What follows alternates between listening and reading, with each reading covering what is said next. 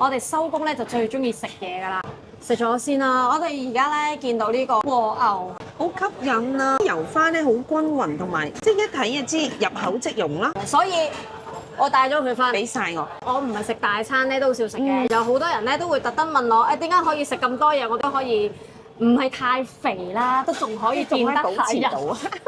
最緊就要係呢一係樣。靠佢啦。Kale Cut 絕對唔係啲乜嘢特效藥，亦唔係令你唔食嘢都可以減到肥嘅魔法。但係佢確實可以令到我呢個黑洞愛食族維持體態。我每次食大餐之前都食一包，心裏面嘅罪惡感直接歸零。餐前食一條 Kale Cut 可以阻隔66% 澱粉吸收，阻隔66% 熱量，1000個卡路里相對於阻隔3碗白飯、2碗公仔麵、1個蛋糕，等於你做咗個半鐘嘅慢跑。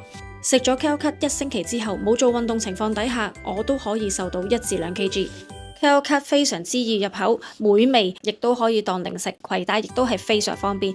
最緊要係要食得安心，因為佢係獲得評級最安全嘅等級，喺萬寧安全同功效最好推介嚟㗎。